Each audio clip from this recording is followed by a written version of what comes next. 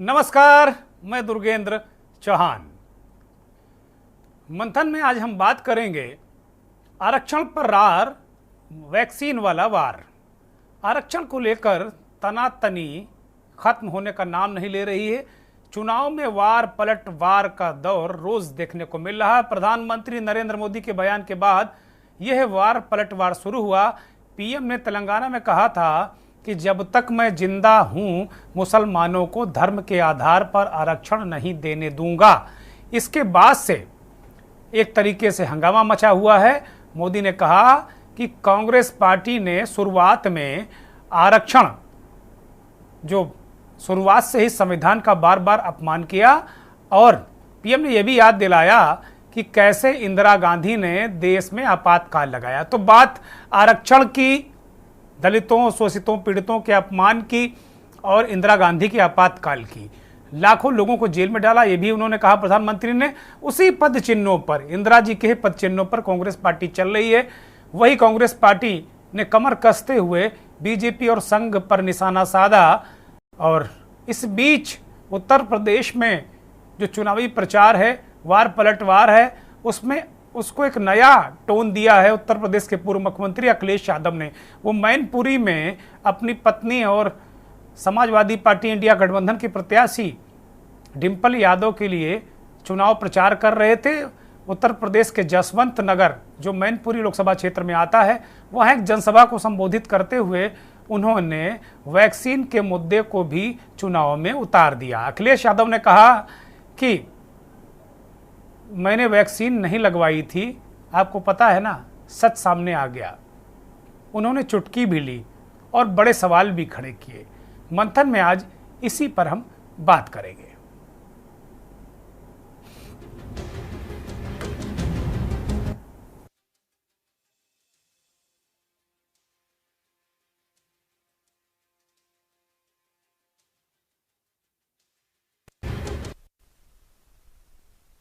इतना अंदर तक मुद्दा हो गया है क्या?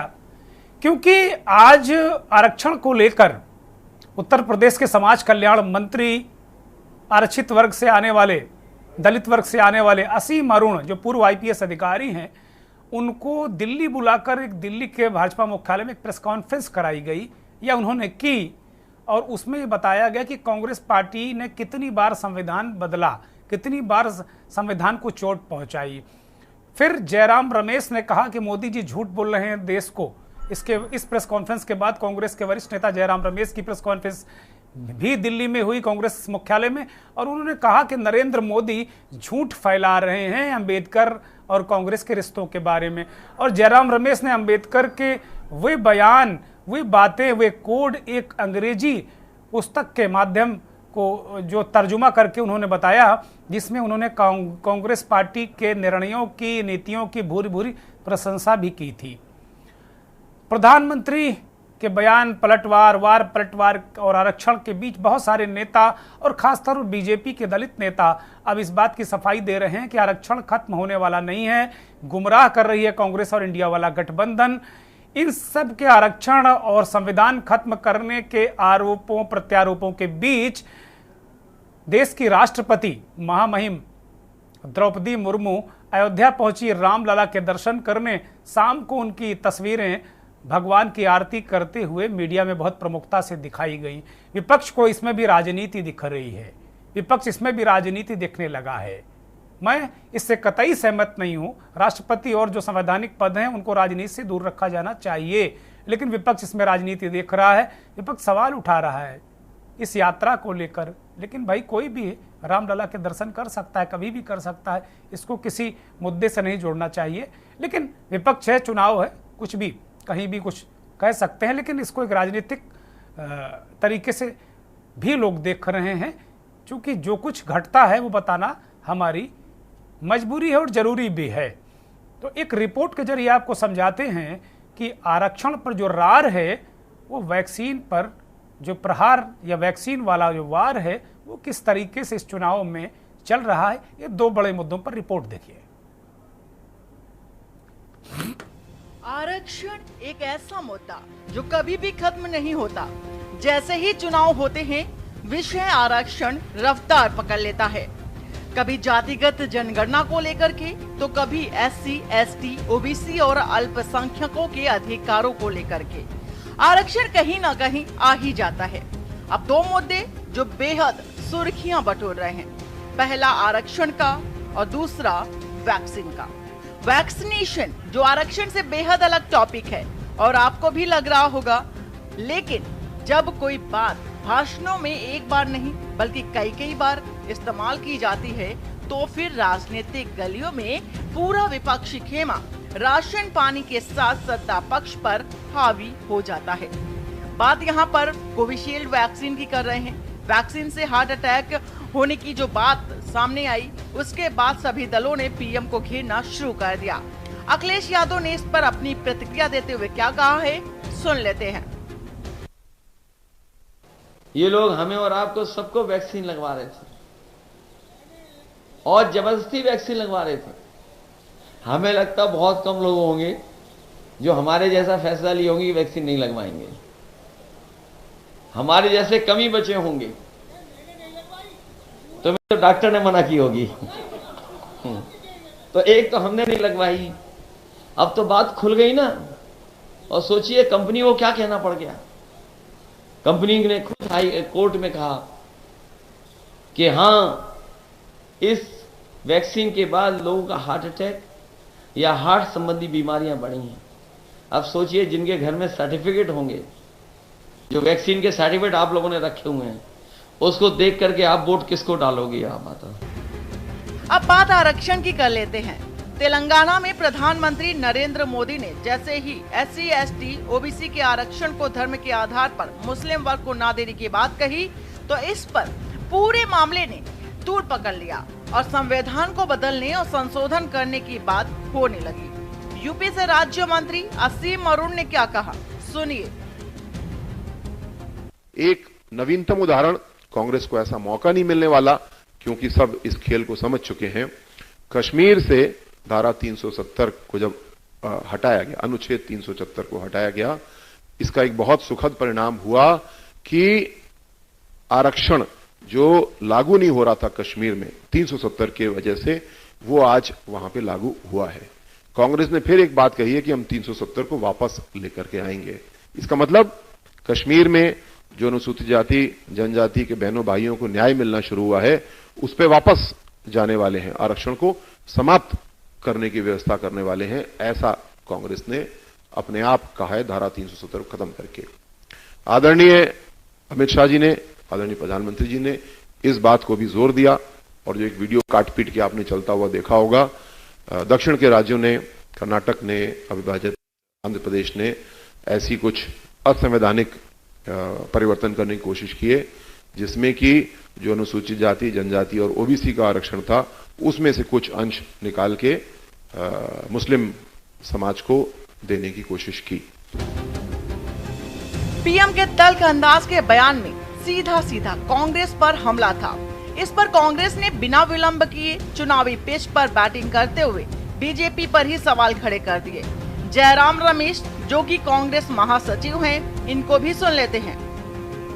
सुप्रीम कोर्ट ने ये 50% सीमा लगाई है और कुछ राज्यों में आरक्षण 50% को पार कर दिया है। हम चाहते हैं कि संविधान में संशोधन हो ताकि अलग राज्यों में 50% की सीमा जो पार हो चुका है उसको एक कानूनी दर्जा मिले। आज अगर आप देखें, तमिलनाडु का एकमात्र राज्य है जिसका आरक्षण कुल मिलाकर 69% है और वो 9th शेड्यूल में है, यानी कि उस पर कोई कोर्ट की ओर से उसकी समीक्षा नहीं हो सकती, वो 9th शेड्यूल की परिभाषा है। पर महाराष्ट्र में, कर्नाटक में, सभी राज्यों में अनुसूचित जाति, अनुसूचित जनजाति और ओबीसी के लिए जो आरक्षण है, सुप्रीम कोर्ट ने 50% सीमा तय कर दिया है। मैं प्रधानमंत्री से सीधा सवाल करना चाहता हूं। प्रधानमंत्री जो बार बार इस न्याय पत्र को सांप्रदायिक रंग देने का प्रयास कर रहे हैं, तो तोड़ मरोड़ कर जो बातें इस न्याय पत्र में नहीं उसका जिक्र कर रहे हैं। मैं उसी प्रधानमंत्री से पूछना चाहता हूं कि क्या अनुसूचित जाति, अनुसूचित जनजाति और पिछड़े वर्गों के लिए जो 50% सीमा लगाया गया है, क्या उसको हटाएंगे या नहीं? खैर, बयानों की आपसी तनातनी चलती रहेगी और ये तब तक चलती रहेगी जब तक चुनाव नहीं हो जाती। और जैसे ही इलेक्शन खत्म होंगे, मुद्दा बदल जाएगा।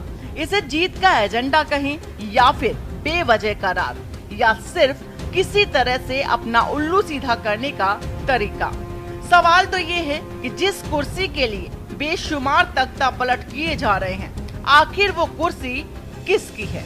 स्पेशल डेस्क के न्यूज इंडिया।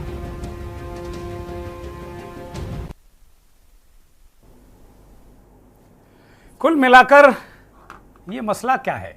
आरक्षण का मसला तो है, लेकिन वैक्सीन वाला वार भी अब चुनावों में देखने को मिल रहा है और वार पलटवार का जो खेल है ये बहुत जबरदस्त है। लेकिन आरक्षण, मुझे लग तो रहा था 2-4 दिन से कि ये मुद्दा बहुत नीचे तक जा रहा है, लेकिन इतना नीचे तक जाएगा और इस डैमेज कंट्रोल के लिए बीजेपी को लगातार अपने लोगों को लगाना पड़ेगा, सारी रणनीति झोंकनी पड़ेगी, ऐसी उम्मीद कम ही थी। आज एक मुद्दा और चर्चा में है, उस मुद्दे पर आज चर्चा बनती थी, बड़ा महत्वपूर्ण मुद्दा है। वो मुद्दा ये है कि पहले और दूसरे चरण का इस देश में जो चुनाव हुआ है, उसके 11 दिन बाद भारत निर्वाचन आयोग ने फाइनल जो मत प्रतिशत दिया है, उसमें मतदान वाले दिन या शाम कह लीजिए, उसमें और 11 दिन बाद दिए मत प्रतिशत में 6% का अंतर है। इसको लेकर बवाल मचा हुआ है कि भाई, जिस देश में डिजिटल इंडिया काबिज हो, डिजिटल इंडिया के नाम से हम इस देश में बहुत फख्र करते हैं, वो जहां जिस देश में 543 लोकसभा की सीटें उनका परिणाम एक दिन में आ जाता हो, उस देश में 190 लोकसभा सीटों के चुनाव का मत प्रतिशत आने में 11 दिन लग गए। चुनाव आयोग ने 11 दिन लगा दिए और तर्क ये दे रहे कि बफरिंग हो रही थी। कौन सा डिजिटल इंडिया है भाई? और सबसे बड़ी बात यह है कि अगर आप 11 दिनों तक मत प्रतिशत नहीं दे पाएंगे तो फिर कैसे? ये तो फिर जब मत पत्रों से वोटिंग होती थी तब भी 3 दिन में परिणाम आते थे और 2 दिन में, अगले दिन सुबह तक मत प्रतिशत फीसद कितने पड़ा कहाँ मिल जाता था। और इस पूरे जो मत प्रतिशत या जो आंकड़ा जारी किया है भारत निर्वाचन आयोग ने, उसमें एक बात बहुत संदेह पैदा कर रही है कि भारत निर्वाचन आयोग ये नहीं बता पा रहा है कि कितने वोट कहां पड़े, वो सीधे डायरेक्ट मत प्रतिशत बता रहा है। ये संभव ही नहीं, दुनिया का कोई गणितज्ञ इस गणित को समझ ही नहीं पाएगा, कोई इस गणित को समझ ही नहीं सकता कि जब आंकड़ा नहीं तो प्रतिशत कहां से आएगा। ये बड़ा मौजूद सवाल है। इस महत्वपूर्ण चर्चा के बीच में, इस पर भी हम बीच में चर्चा करेंगे, लेकिन आज कोर मुद्दे यही हैं कि जो आरक्षण का मसला है, जो आरक्षण वाला पूरा जो रार चल रही है, आरक्षण की रार है, और वैक्सीन पर का जो वार है या वैक्सीन वाला वार है, ये 2 कोर मुद्दे हैं। हमारे साथ मेहमानों का परिचय करा दूं। मेहमान जुड़ चुके हैं। खेमचंद शर्मा भारतीय जनता पार्टी के वरिष्ठ नेता, प्रवक्ता दिल्ली के, जुड़ गए हैं। तमजीद अहमद कांग्रेस के नेता हमारे साथ जुड़ गए हैं। चौधरी सचिन सरोहा समाजवादी पार्टी के नेता हैं, वो हमारे साथ जुड़ गए हैं। वरिष्ठ पत्रकार मनोज मिश्रा जी हमारे साथ जुड़ गए हैं, बहुत स्वागत। वरिष्ठ पत्रकार शशिकांत त्रिवेदी हमारे साथ जुड़ गए हैं मध्य प्रदेश से, बहुत स्वागत, बहुत धन्यवाद। और आलोक भदौरिया, इस देश के जाने माने संपादक, वरिष्ठ पत्रकार, विश्लेषक, वो भी जुड़ गए हैं, बहुत स्वागत भदौरिया जी। और पूरे सभी पैनल का बहुत आभार, बहुत धन्यवाद। खेमचंद शर्मा जी के पास मुझे जाना होगा मूल विषय को लेकर। बाकी जो हमने विषय ऐड किया है तात्कालिक रूप से, मुझे लगा कि इसकी चर्चा जरूर करनी चाहिए, बाकी अलग से डिस्कशन हो सकता है, लेकिन अगर कुछ विशेष समय ज़्यादा बचेगा तो हम लोग उस पर भी चर्चा करेंगे। लेकिन मूल जो हमारा आज विषय है वो यही है कि आरक्षण की रार है। खेमचंद शर्मा जी, आरक्षण को लेकर इतनी सफाई बीजेपी को क्यों देनी पड़ रही है? लगातार बीजेपी को सफाई देनी पड़ रही है। नीचे तक एक नैरेटिव सेट कर रहा है विपक्ष कि भाई आप लोग आरक्षण को खत्म करने वाले हैं, संविधान को खत्म करने वाले हैं, बाबा साहब के हक व हकूक जो उन्होंने दिया है कमजोर वर्गों के लिए वो खत्म करेंगे। ये बात कहां से आई, किसको सपना आया कि आप लोग ये खत्म कर रहे हैं? शर्मा जी नमस्कार, जय हिंद। नमस्कार। देखिए, आदरणीय प्राइम मिनिस्टर मोदी जी ने जो 10 साल काम किया, सबका साथ सबका विकास, सबके विश्वास के आधार पर उन्होंने काम किया, तो विपक्ष पूरी तरीके से भयभीत हो गया और उनके पास कोई मुद्दा ही नहीं बचा। ना उनके पास नेता था, ना नीति थी, ना रोड मैप था, उनकी नीयत भी खराब थी। इसीलिए उन्होंने सोचा कि अब क्या करें, चलो ठीक है, समाज में विघटन पैदा करते हैं, भाई से भाई को लड़ाते हैं, जाति से जाति को लड़ाते हैं, धर्म को धर्म से लड़ाते हैं। और उन्होंने उसी के तहत रिजर्वेशन पे अफवाह फैलाना शुरू कर दिया कि भारतीय जनता पार्टी अगर मेजोरिटी में आ गई या 400 पार कर लिया तो रिजर्वेशन को हटा देगी और SC/ST का रिजर्वेशन हटा देगी, OBC का रिजर्वेशन हटा देगी। तो भारतीय जनता पार्टी को अपनी जो हमारे जो काम है उसके साथ साथ और हमारा जो रोड मैप उसके साथ साथ हमें विपक्ष का जो अफवाह है, इनका जो प्रोपेगेंडा है, उसको डिफ्यूज करने के लिए अपनी बात रखनी पड़ी। तो भारतीय जनता पार्टी ने सच्चाई बताई कि रिजर्वेशन के खिलाफ तो कांग्रेस है। कांग्रेस 370 को फिर से लगाना चाहती है जम्मू कश्मीर। हम सब जानते हैं कि 370 की वजह से वहां पे SC/ST को, OBC को रिजर्वेशन नहीं मिलता था। आज 370 हटाए तो जम्मू कश्मीर में भी रिजर्वेशन मिला है। हम सब जानते हैं कर्नाटक में जो धर्म के आधार पे बाबा साहब भीमराव अम्बेडकर ने साफ साफ लिखा कि धर्म के आधार पे भारत में रिजर्वेशन नहीं हो सकता, लेकिन कांग्रेस ने कर्नाटक में OBC वर्ग में सभी मुसलमानों को डाल दिया। तो OBC वर्ग का इन्होंने हक मारने की कोशिश की, हक मारा और वही प्लान इनका पूरे देश में इम्प्लीमेंट करने का है। कांग्रेस बार बार अपने सोकॉल न्याय पत्र में लिखती है माइनॉरिटी माइनॉरिटी माइनॉरिटी, ये सबकी बातें नहीं करती, हम सबकी बातें करते हैं। हमने अपने संकल्प पत्र में कहीं भी ऐसा नहीं लिखा कि हम ये काम माइनॉरिटी के लिए करेंगे, मेजोरिटी के लिए करेंगे। हमने सबके लिए, हमने कहा कि हमने 1 करोड़ बहनों को लखपति दीदी बनाए, 3 करोड़ बहनों को और बनाएंगे। तो अब ये नहीं कहा हमने कि हम मेजोरिटी को बनाएंगे, हिंदू को बनाएंगे, मुसलमान को बनाएंगे, सिख को बनाएंगे, हम सबको बनाएंगे। जो हम कहते हैं कि 1 करोड़ से ज्यादा परिवारों को हम 0 बिल पे ले आएंगे। ठीक है शर्मा जी, मैं लौटूंगा चूंकि मैं चाहता हूं कि सारे लोग चर्चा में शामिल हो जाए। शर्मा जी मैं लौटूंगा आपके पास, चौधरी सचिन के पास जाऊंगा, लेकिन तमजीद अहमद से यह सवाल बनता है। तमजीद अहमद, बात तो ये ठीक कर रहे हैं, अगर आप लोग नीचे तक चीजों को लेकर जाएंगे, इस तरीके से गुमराह करेंगे, ये कह रहे हैं कि जो धारा 370 अगर दोबारा आप लोग आए सत्ता में उसको ले आएंगे तो वहां पर जो अनुसूचित वर्ग के लोगों को, जो शोषित वर्ग के लोगों को आरक्षण अब मिलने लगा है कश्मीर में, वो अपने आप वो विशेष जो धारा है उसकी वजह से वो फिर हट जाएगा। तो आरक्षण हटाने वाला कौन, आरक्षण को लूटने वाला कौन, आरक्षण को हड़पने वाला कौन? प्रधानमंत्री आपकी तरफ इशारा कर रहे हैं। तमजीद भाई देखिए, एक बात समझिए कि जिस तरीके से भारतीय जनता पार्टी एक अफवाह का तंत्र बन चुका है, अफवाह फैलाने का तंत्र बन चुका है, इनके पास सच बोलने का कोई साहस नहीं है, ना तो सच का ये सामना कर सकते हैं। कहाँ की बात ये कहाँ लेके पहुंच गए। एक बात बताइए, इस देश के अंदर अब आरक्षण कहाँ रह गया? जब सरकारी नौकरियां ही खत्म हो गई तो आरक्षण रह कहाँ गया?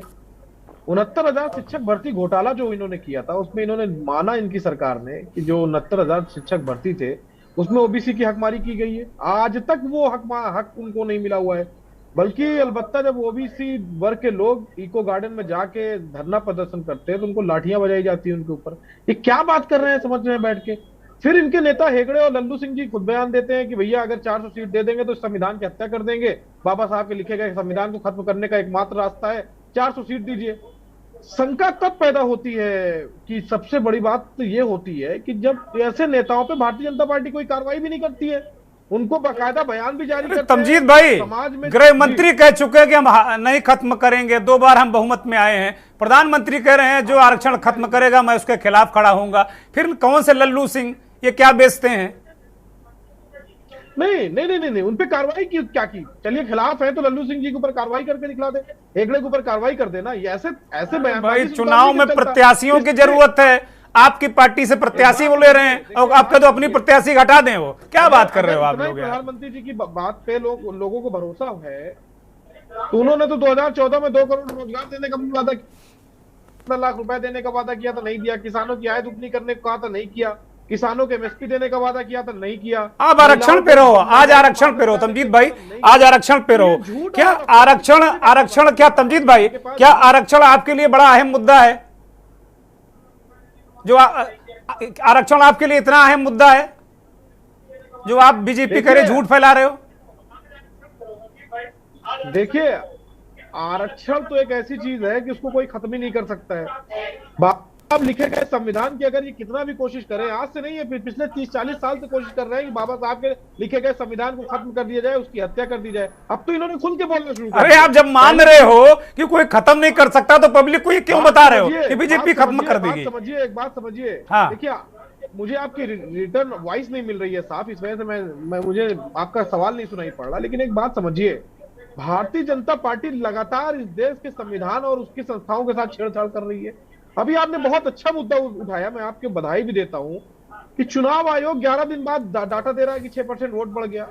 और कहां से बढ़ गया, क्यों ऐसा हो रहा है, आप समझिए। इस संविधान की हत्या ही है, आप समझिए। जिस तरीके से चुनाव आयोग में इन्होंने चुनाव आयुक्त की नियुक्त करने का जो नियम कानून बाबा साहब ने लिखा था, उसको इन्होंने बदल दिया। ठीक है, आज 11 दिन बाद 6% वोट बढ़ा हुआ, ये बड़ा प्रश्न खड़ा हो गया पूरे देश। चर्चा करूंगा, इस मुद्दे पर भी चर्चा करूंगा। तमजीद भाई, मैं रोक रहा हूं आपको, चौधरी सचिन सरोहा को ले लेता हूं।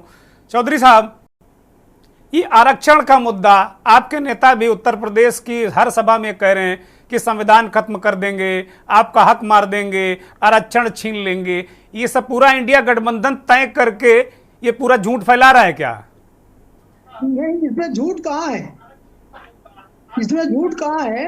ये आप देखिएगा कि हर एक विभाग को ये प्राइवेट करने की तरफ बढ़ रहे हैं, चाहे हवाई जहाज हो, चाहे टेलीकॉम डिपार्टमेंट हो, पानी के जहाज वाला डिपार्टमेंट जिसमें लाखों भर्तियां होती थी, और अन्य बहुत सारे विभाग ऐसे हैं जिनको ये लोग प्राइवेट कर दिया और कुछ को करने जा रहे हैं।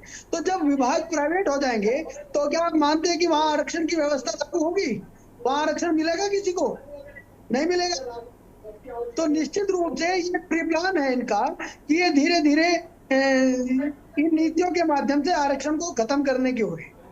जबकि समाजवादी पार्टी और ये इंडिया गठबंधन किसी भी हाल में संविधान की रक्षा करने का काम हम लोग इस देश की महान जनता के सहयोग से करेंगे। इस देश की जनता अब इन झूठिस्तान के बादशाहों को समझ चुकी है, इनके झूठ से वो अब अवगत है।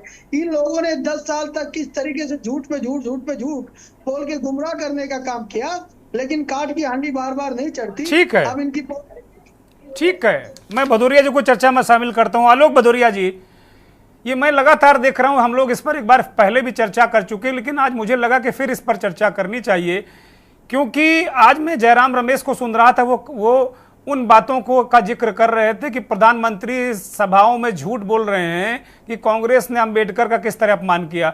उन्होंने एक पुस्तक का जो अंग्रेजी में लिखी उसका हवाला देते हुए जयराम रमेश ने कहा कि उन अंशों को, उन तथ्यों को रखा सामने जिनमें अंबेडकर जी ने बहुत भूरी प्रशंसा की है, कांग्रेस पार्टी की तमाम नीतियों की प्रशंसा की है, तमाम कार्यक्रमों की प्रशंसा की है।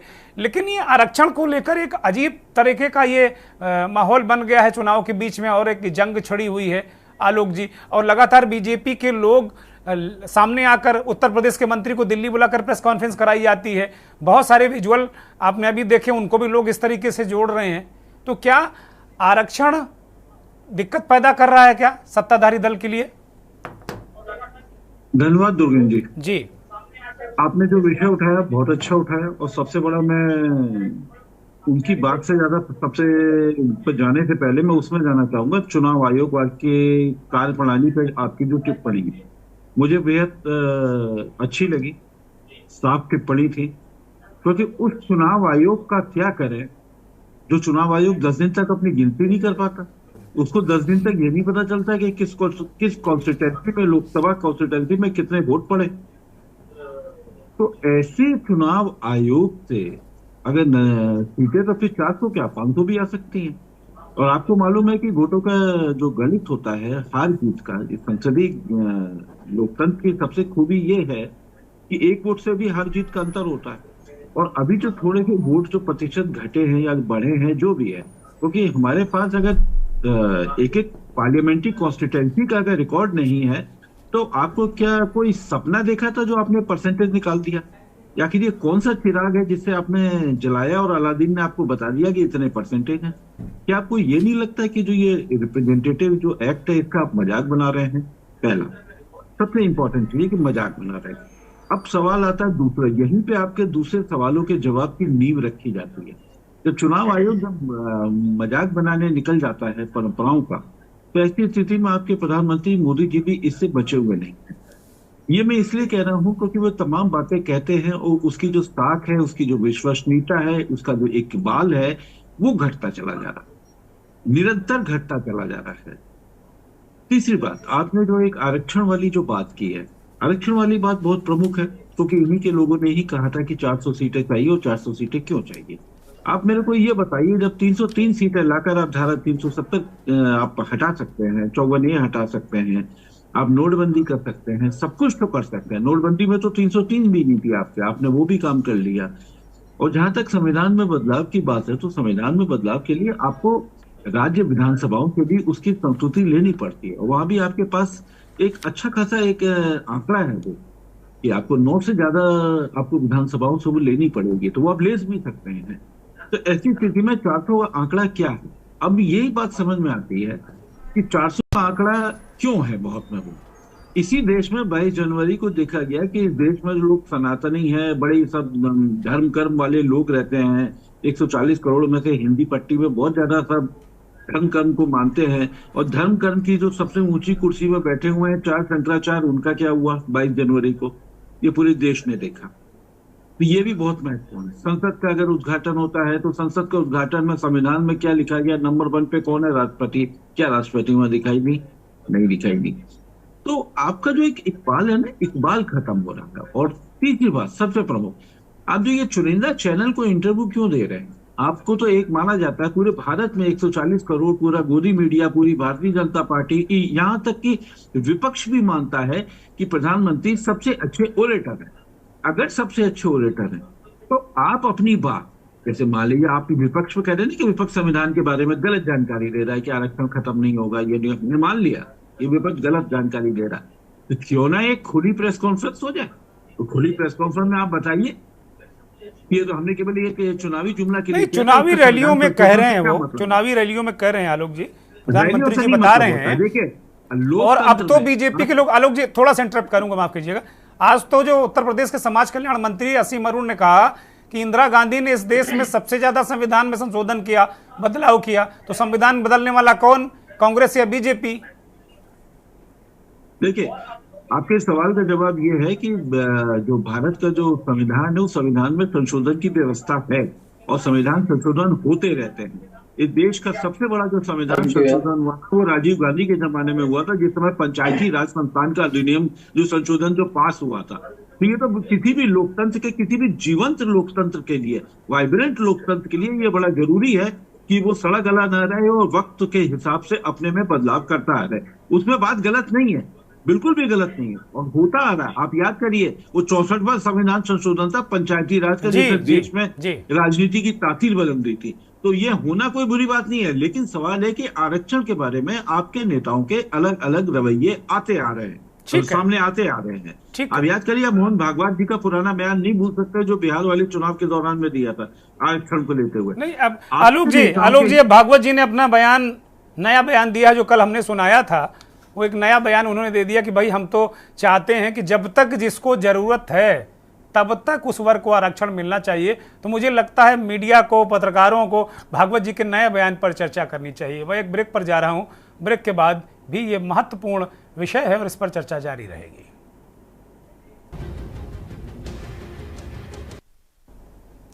ब्रेक से लौट आए हैं और सीधे रुख करेंगे वरिष्ठ पत्रकार मनोज मिश्रा का। उत्तर प्रदेश की राजधानी लखनऊ से मनोज मिश्रा हमारे साथ जुड़े हैं। मनोज जी, लगातार हम भी देख रहे हैं और आप भी देख रहे हैं कि आरक्षण को लेकर बहुत मार मची है। अपने उत्तर प्रदेश में कहा था ना, गुरु मार मच गई है, तो मार मची हुई है।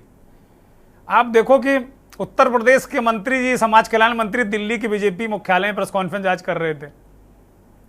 लगातार इसी तरीके से बहुत सारे लोग सामने आ रहे हैं। इससे पहले ब्रजलाल भी प्रेस कॉन्फ्रेंस करने के लिए वहां गए। बहुत कुछ घटित हो रहा है वायुमंडल में, जो ये बताने की कोशिश हो रही है कि सत्ताधारी दल आरक्षण का विरोधी नहीं है और होगा भी नहीं, मैं मानता भी नहीं हूं। लेकिन क्या ऐसी स्थितियां ग्राउंड लेवल पर आ गई हैं कि बीजेपी जैसे बड़े नेटवर्क को ये बताने की जरूरत पड़ रही हो और वो बार बार कुछ असहज सा नजर आ रहा है? मनोज मिश्रा भाई, बेसिकली सारा मामला वोटों का है, वोटों ध्रुवीकरण का है, वोटों का जातियों से छिन जाने का है।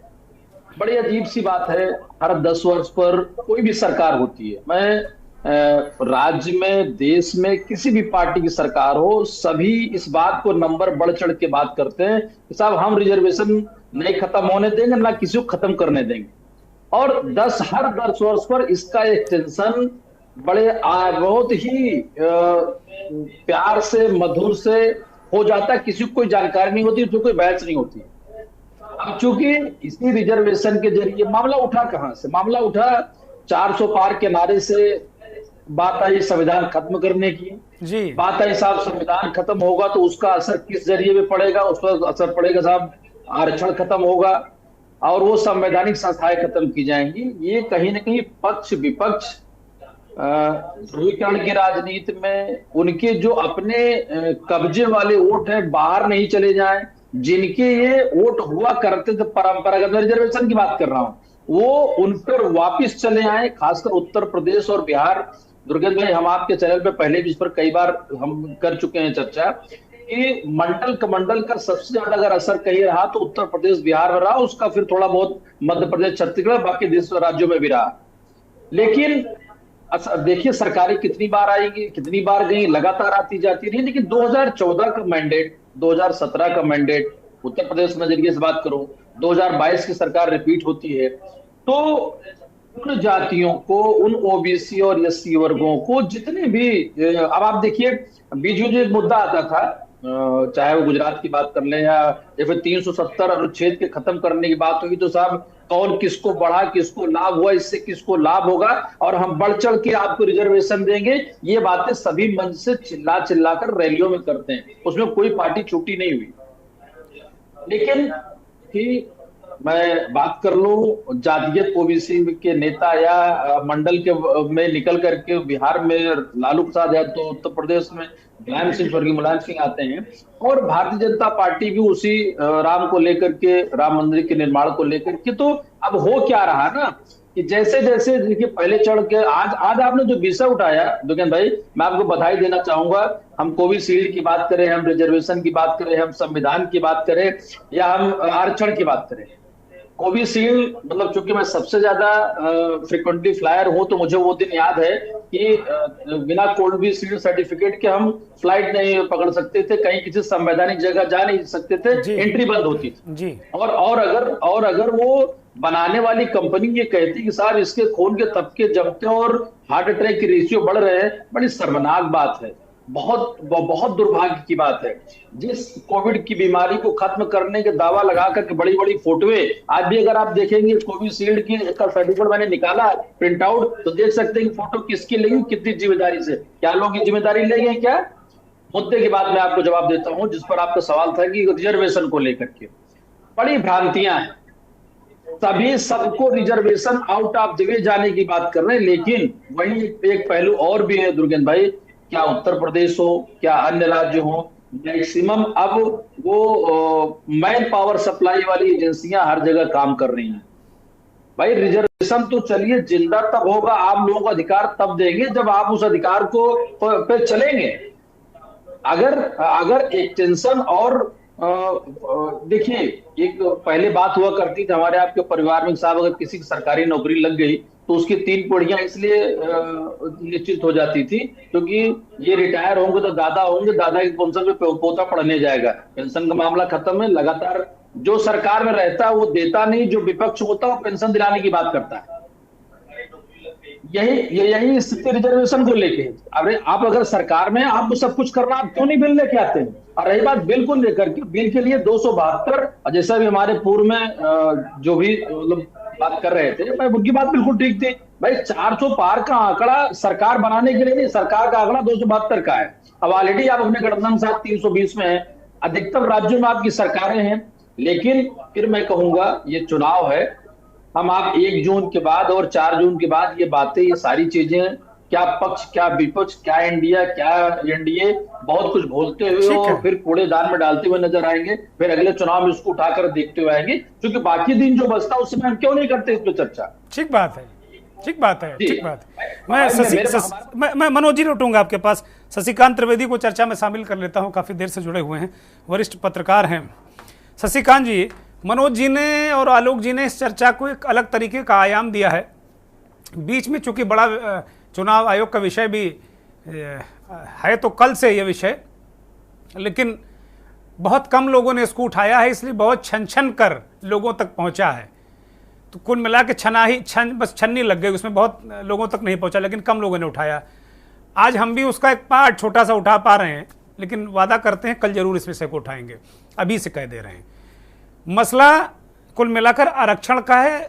मनोज जी कह रहे हैं कि भाई जब आप बचाओ, आरक्षण देने वाली संस्थाएं नहीं बचेंगी, नौकरियां नहीं बचेगी, सरकारी नौकरियां नहीं बचेगी, तो देते रहो आरक्षण। तो जो पक्ष कह रहा है कि हम आरक्षण की रक्षा करेंगे, तो वो सरकारी नौकरियों की रक्षा क्यों नहीं कर रहा, वो पेंशन की रक्षा क्यों नहीं कर रहा। यही वजह है कि मुझे लगता है कि मौका मिल रहा है विपक्ष को। वो कह रहे हैं भाई हम आपको अग्निवीर पर भी रोक लगा देंगे, सरकारी नौकरियां भी आपके बरकरार रखेंगे, बाबा साहब का जो संविधान और किताब है उसको भी हम गीता वेद पुराण की तरह उसको भी सुरक्षित रखेंगे। तो इसी वजह से क्या नीचे तक ये बात जा रही है और बीजेपी को थोड़ी बहुत चिंता हो रही है क्या, शशिकांत जी? देखिए क्या है, ये थोड़ा सा हमको और डिटेल करना पड़ेगा डिस्कशन। सरकारी नौकरियां खत्म इसलिए हो रही हैं कि आपके पास जीएसटी आने के बाद टैक्स का पैसा नहीं आ रहा।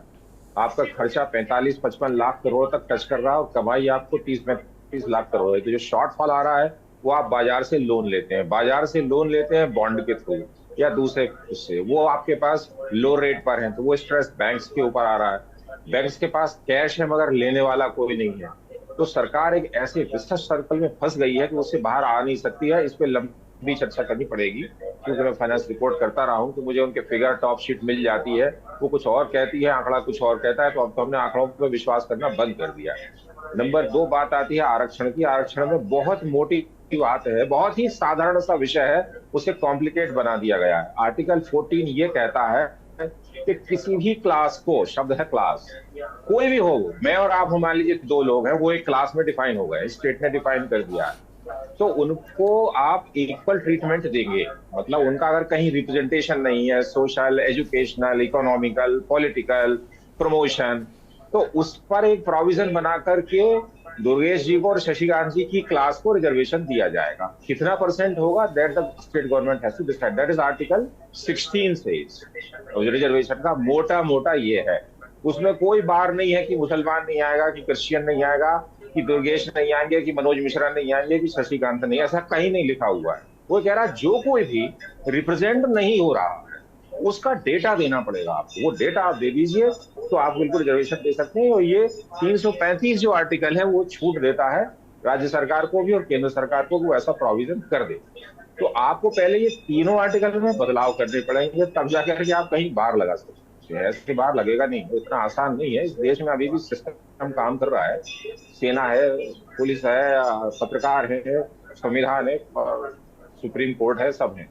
तो ये इतना आसान नहीं है कि उठाया और पेन से काट दिया और लिख दिया कि यहाँ कल से बंद हो गया है, ठीक है ना। तो आरक्षण में आप भाषणों में कुछ भी कह लें, मगर टेक्निकलिटी इतनी खतरनाक है और इतने सारे पेचो खम है कि वो इतना आसान नहीं है कि आप एक दिन में बदल लेंगे उसको। लेकिन उसका सीमा है जो कि अभी तय हो चुकी है। 50% SC ST और OBC है, प्लस 10% अभी बाद में जोड़ा गया है इकोनॉमिकली वीकर, तो टोटल 60% है। लेकिन तमिलनाडु में 69% है, उस पर भी रोक नहीं है, क्योंकि 9th शेड्यूल में लिखा हुआ है वो 284 लॉज जो है उनमें आता है, उन पर कोई कोर्ट में कहीं कोई सुनवाई नहीं हो सकती, मतलब उनको वाद नहीं ला सकते। शशिकांत जी, आवाज नहीं आ रही आपकी,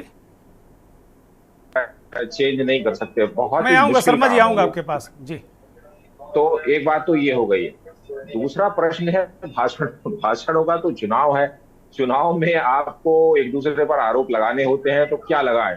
चुनाव में भारतीय जनता पार्टी, आपने सुना है कि नोटबंदी की अच्छाइयां बता रही है, या वो ये बता रही है कि हमने कोरोना एक्चुअली हमने पूरी दुनिया का ठीक कर दिया, क्या वो ये बता रही है कि उसने कोई ऐसा कानून लाई है जिससे सारे राज्यों में इन्वेस्टमेंट आने लगा है। एक और बात चल रही है कि भारतीय जनता पार्टी संविधान बदल लेगी। बदल दीजिए आप संविधान, आप दूसरा आदमी, दूसरे देश का आदमी पैसा लगाएगा आपके यहाँ? ऐसा हो सकता है क्या? जिस आपके यहाँ इकोनॉमिक डेवलपमेंट तभी होगा ना जब लोग पैसा लगाएंगे। अगर आपने कोई ऐसा संविधान बना दिया जिसमें लेबर लॉज ऐसे स्ट्रिक्ट है कि यहाँ आदमी कोई पैसा लगा करके नुकसान देखा तो वो किसी दूसरे देश में चला जाएगा, आपके यहाँ पैसा क्यों लगाएगा? आपने अगर ऐसा कर दिया कि किसी कंपनी की कहीं कोई सुनवाई नहीं होगी तो क्यों पैसा लगाएगा? तो आप भारत को एक छोटा मोटा पंचायत मत समझिए कि कोई ग्राम पंचायत नहीं। इसके मुताबिक तो त्रिवेदी जी, इसके मुताबिक तो बीजेपी अच्छा काम कर रही, भाई इन्वेस्टर्स को आकर्षित कर रही है, व्यापारियों को बढ़ा रही है, उद्यमियों को बढ़ा रही है। फिर राहुल गांधी काहे चिल्लाते फिर रहे हैं कि अडवाणी को पूरा देश लिख दे रहे हैं? फिर तो अच्छा काम कर रही हो। नहीं, वो तो मैं कह रहा हूँ, तो अपनी अच्छी अडानी को माफ कीजिएगा, अडवाणी कह गया मैं, अडानी जी। जी देखिए, मैं तो शुरुआती डिबेट से आपसे कह रहा हूँ कि 2014 में जब भारत कांग्रेस मुक्त हो चुका है, डिक्लेयर हो चुका है कि वो कांग्रेस मुक्त हो गया है भारत, तो फिर कांग्रेस की चिंता करना क्यों है? आगे बढ़िए, आप बताइए, अपनी बातें बताइए ना। ठीक बात आपने ये कर दिया, उससे ये फायदा हो गया है। ठीक है, अब कांग्रेस की भी चिंता करनी है और भारत कांग्रेस मुक्त भी हो गया है, तो ये दो बातें ठीक बात है। ये बड़ा महत्वपूर्ण प्रश्न है। मैं लौटूंगा, मैं खेमचंद शर्मा को ले लेता हूँ सवाल। खेमचंद शर्मा जी, एक तो तत्काल ये सवाल का जवाब दे दीजिए कि भाई कांग्रेस मुक्त भारत भी है और दिन भर कांग्रेस कांग्रेस कांग्रेस कांग्रेस माला भी जपते हैं आप लोग, और फिर बोलिए। देखिए, कांग्रेस मुक्त भारत, कांग्रेस की जो सोच है उसको खत्म करके बनेगा। कांग्रेस की सोच है भाई से भाई को लड़ाने की, जाति से जाति को लड़ाने की, धर्म को धर्म से लड़ाने की, इसीलिए वो ऐसी बातें करते हैं। अभी कई विषय उठाए उन्होंने, अभी विषय उठाया कि भाई इलेक्शन कमीशन ने क्यों रिवाइज किया, टेक्नोलॉजी कहाँ गई। अरे भाई, इलेक्शन कमीशन ने जो काउंटिंग के लिए जितने रिसोर्स डिप्लॉय होते हैं उतने रिसोर्स उन्होंने डिप्लॉय नहीं किए हुए। तो डेटा कलेक्शन में, उसको नॉर्मलाइज करने में, उसको समअप करने में, इधर रिलीज करने में, रिपोर्ट प्रिपेयर करने में टाइम लगता है। और उन्होंने मिनिमम रिसोर्सेज के साथ उसको यूटिलाइज किया है। अगर किसी को संदेह तो कोर्ट में चले जाए, उसकी स्क्रूटनी हो जाएगी। जैसे आपको ईवीएम पे मुंह की खानी पड़ी, आपको यहाँ भी मुंह की खानी पड़ेगी। अफवाहें फैला रहे हैं। अगर उनके पास मुद्दे होते तो मुद्दे पे स्टिक होते। आप देखिए पिछले 15-20 दिन में क्या हो रहा है, लगातार एक के बाद एक नई अफवाह फैला रहे हैं। पहले ईवीएम पे इन्होंने अफवाह फैलाई कि ईवीएम में गड़बड़ी होती है, ईवीएम के साथ मैनिपुलेशन कर रहे हैं मोदी जी, उसके साथ 400 पार करना चाहते हैं। फिर इन्होंने रिजर्वेशन पे धुआंधार अफवाह फैलाई। फिर इन्होंने आज देखो, आपने दिल्ली में देखा होगा किस तरीके से स्कूल, फिर वैक्सीनेशन पे 3-4 दिन से। अच्छा, स्कूल वाला भी इन्होंने ईमेल भेज दिया, स्कूल वाला ईमेल भी विपक्ष ने भेज दिया। शर्मा जी बताइए, देखिए मैं कंप्लीट करूं अपनी बात, सचिन करता हूं, तुम करना फिर अपनी बात। देखिए, सचिन शांत रहिए। मुद्दों की बात कर रही है भारतीय जनता पार्टी, स्टिक है मुद्दों पे। और भारतीय जनता पार्टी ये साफ कर दिया है कि हम धर्म के आधार पे आरक्षण नहीं देने देंगे। अब ये बात आती है कि संविधान चेंज कर देंगे। अरे संविधान तो आपने सस्पेंड किया, आपने चेंज किया। 42 जो अमेंडमेंट थी वो सेमी संविधान मानी जाती है, तो उसमें इतनी आपने अमेंडमेंट की। और इवन तो आपने प्रेम्बल भी चेंज कर दिया। प्रेम्बल चेंज करके आपने सेकुलर और सोशलिस्ट वर्ड यूज किए। हमने तो कभी नहीं कहा कि हम संविधान के जो मूल भाव है, जो मूल उसका स्ट्रक्चर है, उसको चेंज करेंगे। उसमें परिवर्तन तो सभी करते आए, शायद हम भी करेंगे, हमने भी किया है। हमने अभी महिलाओं को रिजर्वेशन दिया है तो किया है, 370 हटाया तो किया, हम वो करते रहेंगे। लेकिन हमने कब कहा कि हम उसका जो बेस स्ट्रक्चर है उसको चेंज करेंगे? आपने किया, आपने उसको सस्पेंड किया। आपकी नीयत खराब है, आपकी नीति खराब है और उसका आरोप हम पे लगाते हो। ठीक है शर्मा जी, इस बात की आपको पसंद ठीक है शर्मा जी, और ना ही करेंगे।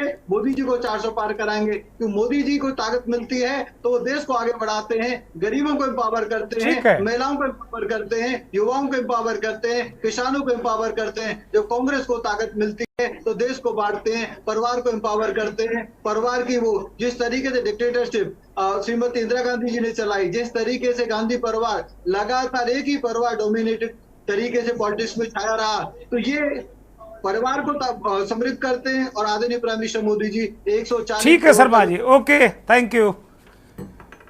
अब रुख, चूंकि कांग्रेस के नेता जा चुके हैं डिबेट से, तो इसलिए चर्चा जो ये सवाल बनता है सचिन सरोहा से बनता है, विपक्ष में है, उनके गठबंधन में है। सचिन सरोहा ये कहते हैं कि भाई आप लोग परिवारों का पोषण करते हैं, ये सारी चीज़ें करते हैं और आप लोग अफवाह फैलाते हैं, कभी ईवीएम को, कभी कम मतदान को लेकर, कभी बहुत सारी चीज़ों को लेकर। एक छोटा सा जवाब, फिर चूंकि मेरा जो कार्यक्रम का अगला विषय है वैक्सीन, उस पर भी मुझे सवाल पूछने हैं, इसलिए बहुत छोटा सा जवाब चाहिए मुझे। सचिन सरोहा जानता है कि अफवाह फैलाने में माहिर कौन लोग हैं। पूरा देश जानता है कि यहाँ भाई को भाई से लड़ाने का काम कौन करता है। इस देश के भाईचारे को तोड़ने का काम कौन करता है? पूरा देश। आज दिवस है, मैं चैनल के माध्यम से पहले तो सभी श्रमिक भाइयों को श्रमिक दिवस की बधाई देता हूं। और लेबर डिपार्टमेंट से एक आंकड़ा जारी हुआ है कि भारत में 83% लोग बेरोजगार हैं। ये उपलब्धि है इनकी। ये 10 सालों की सरकार में कोई एक काम ये अपना बता दे, इन लोगों ने कोई एक विशेष काम किया हो जो इनकी उपलब्धि है, जिसपे ये वोट मांगने का काम करते हो। ये सिर्फ और सिर्फ झूठ का पुलिंदा इनके यहाँ है और इन प्रवक्ताओं को ट्रेनिंग देके भेजा जाता है झूठ की, और इनके पास कोई तथ्य किसी बात के नहीं है।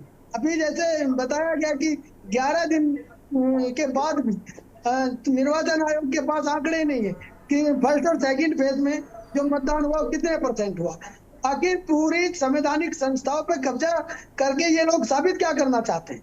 नहीं, कोई बफरिंग वफरिंग हो रही थी, कर्मचारी कम लगाए थे भाई। बहुत सीरियस मत लो, दिल पर मत लो भाई, दिल पर मत लो, ये सब चलता रहता है। इस देश की जनता बखूबी समझ रही है चौहान साहब, और वो जवाब दे रही है। ठीक है। मेरा दूसरा बड़ा अहम सवाल है, इस चर्चा का जो दूसरा सवाल है वो बहुत अहम है। आलोक भदौरिया जी से फिर मैं शुरू करूंगा। भदौरिया जी, वैक्सीन को लेकर जो विदेश की एक अदालत में जो कंपनी है कोविशील्ड बनाने वाली, जो उसकी मूल कंपनी है, उस कंपनी ने जो कहा कि भाई थ्रोम्बोसिस हो जाता है, ब्रेन हेमरेज हो सकता है, इस तरह के मामले, लेकिन वो कह रहा बहुत रेयर हैं। और मनोज मिश्रा जी खुद भी डरे हुए हैं और हमें भी डरा दिया उन्होंने कहा कि भाई ये तो मैं ट्रैवल करता था और जब वो सर्टिफिकेट में पता नहीं किसकी किसकी फोटो लगी थी, और सवाल भी उठा रहे हैं वो कि भैया क्या वो जिन सज्जन की फोटो लगी थी आज वो जिम्मेदारी लेंगे कि भाई जो हार्ट अटैक में इस देश में मर गए हैं लोग, उसकी जिम्मेदारी क्या कोई लेगा, कोई दल लेगा, या जिसकी फोटो लगी है वो लेगा क्या? ये एक तरीके से दिख नहीं रहा हम सबको, लेकिन एक तहलका मचा हुआ है। और अखिलेश यादव आज कह रहे थे कि भाई जब सर्टिफिकेट उठाओगे तो डरोगे और याद करोगे। अब वो कह रहे हैं कि सर्टिफिकेट जब सामने उठाओगे तो लगेगा कि तुम्हें किसे वोट देना है, क्या जिनकी फोटो लगी उसको वोट देना है कि नहीं। अखिलेश यादव आज मैनपुरी लोकसभा में जसवंत नगर में सभा में बोल रहे थे। तो ये कितना सीरियस इशू है? यह विपक्ष बेवजह वैक्सीन वाली जो वार है उसको बीजेपी पर मड़ रही है, तोहमत मड़ रही है। ये तो भाई मेडिकल है, तमाम लोगों ने कह दिया कि बहुत कम रेयर इस तरह की घटनाएं होती। आप किस तरह देखते हैं इसको भदौरिया जी?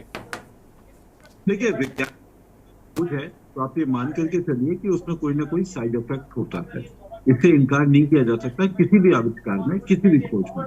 लेकिन महत्वपूर्ण चीज ये होती है कि जो साइड इफेक्ट होता है उसकी सूचना आपको देनी चाहिए। उसके बाद जिस व्यक्ति को ये वैक्सीन लेनी है वो खुद फैसला करे कि इतने साइड इफेक्ट के बाद में वो वैक्सीन। क्या बात कर रहे हैं आलोक जी? उस वक्त अगर ये बात कह दी जाती तो कोई नहीं लगवाता। मुझे नहीं लगता कि 30% भी लोग लगवाते, पूरा मिशन ही खराब हो जाता। आलोक जी क्या बात कर रहे हैं आप?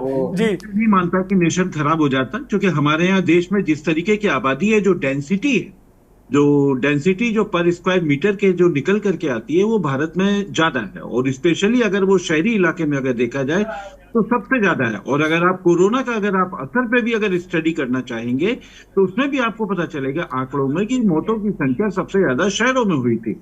तो शहरों में तो एक अपने आप ही समझिए कि एक इन्फेक्शन और इम्यूनिटी तो डेवलप हो रही थी। तो इसलिए मैं इस बात से बिल्कुल भी सहमत नहीं हूँ कि लोग नहीं लगवाते। मैं बिल्कुल नहीं मानता। लोगों में अपने आप इम्यूनिटी डेवलप हो रही थी, और जो क्राउड वाली जो बात आ रही थी वो बिल्कुल सही है, वैज्ञानिक तौर पर सही थी, जो पूरे देश में दुनिया में सब जगह बात सामने आई थी।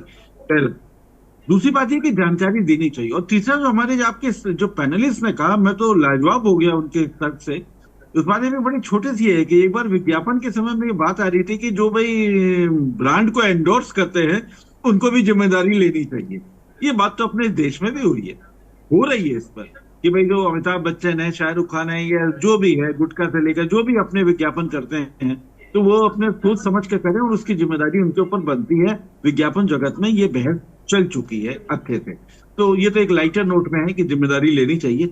लेकिन मेरा मानना यह है कि इसके बावजूद देखिए, कोई भी वो भी नुकसान होता है, साइड इफेक्ट होते हैं, इससे इनकार नहीं किया जा सकता। लेकिन डाटा की ट्रांसपेरेंसी भारत में ये सबसे बड़ा मुद्दा है। वो जो देखिए, आपको मालूम होना चाहिए जो भी इसमें वैक्सीन को लेकर हुई थी सबको इमरजेंसी अप्रूवल दी गई थी। तो जब इमरजेंसी अप्रूवल के बाद में तो फाइनल फिगर क्यों नहीं आए, ये चीज बहुत महत्वपूर्ण है। तो फाइनल फिगर आने चाहिए। क्या 2019 या 20 के बाद में क्या खोज बंद हो गई, क्या उसमें कोई अगला चरण नहीं आया? तो वो आना चाहिए। गाने आपका आ रहे हैं, ये गाना कहीं से आ रहा है? ये बंद कर लीजिए भाई, बाकी साथी अपना माइक बंद करें। मुझे लगता है संगीत चल रहा है किसी साथी के यहाँ। गाने बज रहे हैं बहुत तेज। संगीत का आनंद बाद में लीजिएगा, पहले चर्चा हो जाए।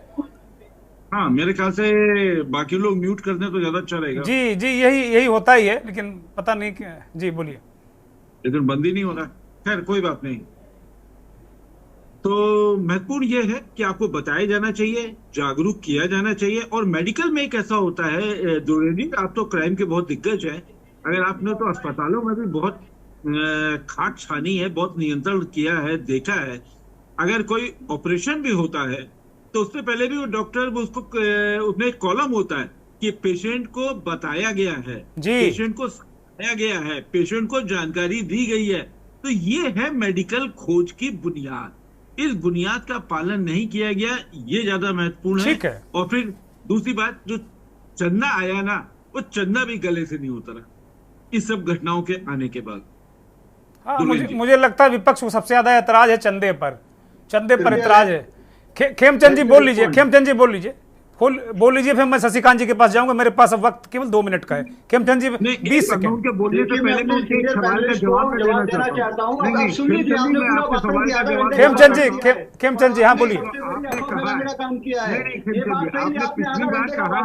सुन लीजिए, रिस्पॉन्स सुन लीजिए। उस समय महामारी थी और महामारी के समय में कोई वैक्सीन का मतलब है कि भाई आपको इमरजेंसी एक अल्टरनेटिव चाहिए था जिससे मौत बच सके, और हम सब जानते हैं। और ये डिटेल डेटा बार बार शो किया गया है, दिखाया गया है कि वैक्सीन से पहले कितनी मौतें हुई और वैक्सीन के बाद जो परसेंटेज किस तरीके से गिरी। और आप कह रहे हैं कि स्वतः ही लोगों में इम्यूनिटी हो रही थी, इसका मतलब वैक्सीन लगानी नहीं थी। पूरे विश्व में जितने भी देश हैं उन्होंने वैक्सीन लगाई, गलत किया। हमारे यहाँ पे जो एक्सपर्ट है, हमारे यहाँ पे डॉक्टर हैं, हमारे यहाँ पे बड़े बड़े हॉस्पिटल है, सब बेवकूफ हैं। कैसी बातें करते हैं आप? पढ़े लिखे व्यक्ति हैं, क्यों अफवाह फैलाने का काम करते हैं? आप तो राहुल गांधी वाला काम कर रहे हैं। राहुल गांधी उस समय लोगों को इंकरेज कर रहे थे आप वैक्सीन ना लगाएं, और हमारी वैक्सीन भी अभी जो डेटा भी रिलीज हो रहा है 1000। उन्होंने कहा ही नहीं शर्मा जी, ये कहाँ कहा? आप नाराज क्यों हो रहे हैं? उन्होंने कहा कि भाई डेटा पर उन्होंने बात की है, ये थोड़ी कहा वैक्सीन नहीं लगवाना चाहिए। उन्होंने तो कहा लोगों को लगवाना चाहिए, लगवाते, साइड इफेक्ट के साथ में लगवाते। क्या दिक्कत थी भाई? लोग मर रहे थे, वैक्सीन लगवाएंगे। अभी ये लगवाए और लगवाने के बाद उसके फायदे हैं, फायदे उसके बहुत। वो किसी को दिक्कत नहीं, लगवाने से किसी को दिक्कत नहीं। दरअसल विपक्ष को दिक्कत है चंदे से, फोटो से, उससे दिक्कत है। जो फोटो लगी थी उससे दिक्कत है विपक्ष को, और कुछ नहीं है। अगर आप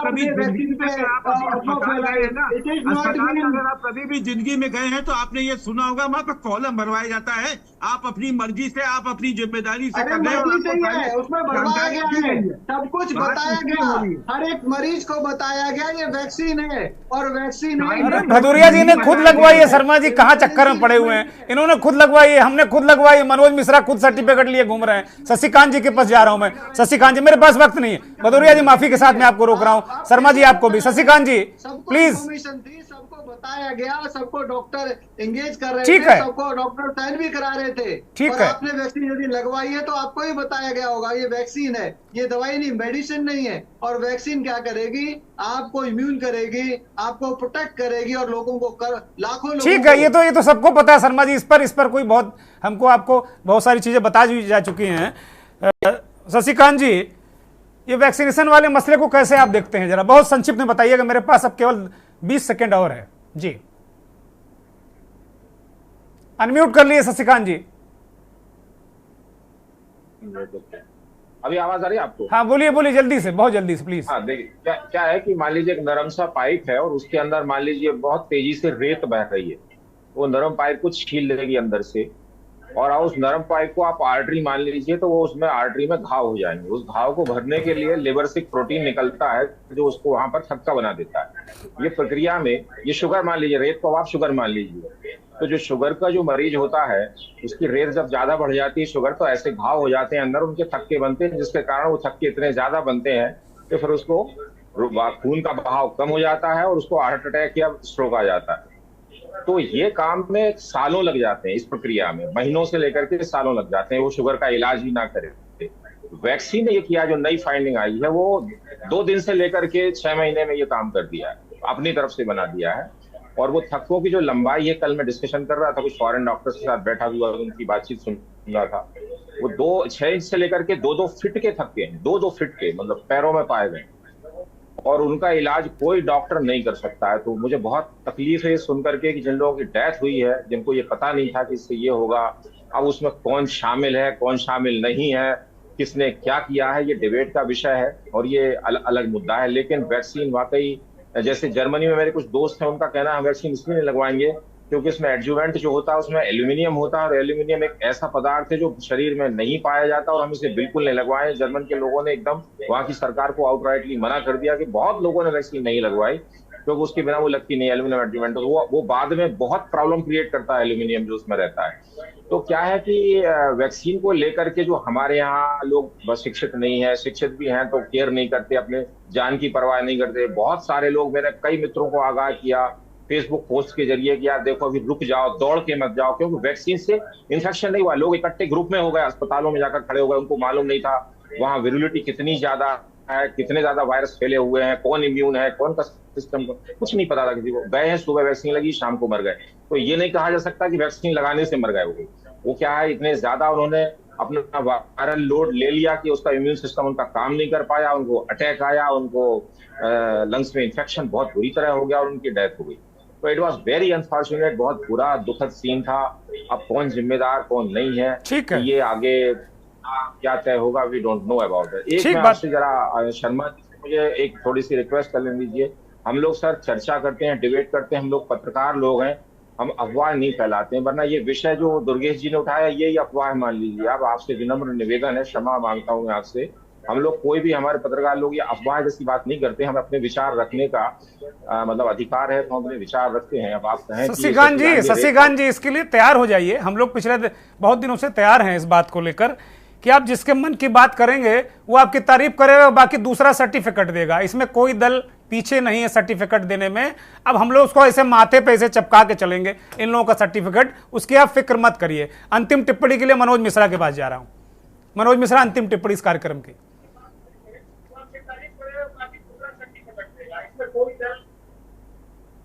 बोलिए मनोज जी। सवाल अब आपका सवाल है कोई दुर्गेश भाई?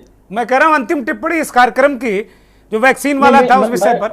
जी देखिए दरअसल क्या है कि बड़ी अजीब सी बात हो गई, और बिल्कुल दुर्गेश भाई मैं आपकी बात से सहमत हूं कि आप अगर उनके फेवर की बात करिए बड़ी अच्छी बात है, नहीं वो किसी किसी बात को बायस कर देते हैं। लेकिन मेरा ये कहना है कि अगर कोर्ट में उस वैक्सीन बनाने वाली कंपनी कोई ऐसी बात करती तो उस पर हमें विश्वास करना चाहिए, चर्चा करनी चाहिए, इस पर किसी को मिर्ची नहीं लगनी चाहिए। अब कोर्ट में जो उसने सबमिट किया उसने ये कहा कि हाँ इससे ब्लड में थक्के बनते हैं, कितने बनते नहीं बनते ये जांच के विषय बात की बात देखा जाएगा और चीजें होंगी नहीं होंगी। लेकिन मैंडेट था, मैं दुर्गेश भाई इसलिए आपसे कहना चाह रहा हूँ, आप इस बात को जानते हैं कि पहले कोविड के पहले तुरंत बाद अगस्त में बिहार का चुनाव था और लगातार मैं फ्रीक्वेंटली फ्लाई कर रहा था। मैं कम से कम 10 एफिडेविट दे चुका हूँ उन कंपनियों को, चाहे इंडिगो हो, जो बहुत सारी फ्लाइट कंपनियां हैं, और सबमिटेड है। वो अगर मेरे पास सर्टिफिकेट नहीं होता तो मुझसे एफिडेविट लेते थे। मेरा ये कहना है कि अगर इसके साइड इफेक्ट से किसी की भी जान जाती है तो वो बड़ा दुर्भाग्यपूर्ण है, ये अच्छी बात नहीं। क्योंकि हम लोगों ने 100% भरोसा इस बात पे किया था कि कोविड जैसे महामारी से बचाओ, हम कोई कोविशील्ड करने वाली। जी बहुत बहुत शुक्रिया खेमचंद शर्मा जी, मनोज मिश्रा जी, तमजीद अहमद चौधरी, सचिन सरोहा, शशिकांत त्रिवेदी और आलोक बद्रिया, आपका भी बहुत शुक्रिया, बहुत धन्यवाद। बहुत आभार उन करोड़ों दर्शकों का जो बहुत मोहब्बत से, प्यार से हमारे इस कार्यक्रम को देखते हैं, हमारी बात को सुनते हैं। बहुत आभार उनका। सवाल ये है कि जिस चीज़ पर हम बहुत भरोसा करें, मैं किसी को इसके लिए जिम्मेदार ठहराने वाला कोई व्यक्ति होता नहीं हूँ, लेकिन ये काम कोर्ट का है। कोर्ट ने, जो विदेश में का कोर्ट है, विदेश की एक अदालत ने ये बात कही है। और अभी शशिकांत त्रिवेदी कह रहे थे कि 2-2 फीट के थक्के जम गए।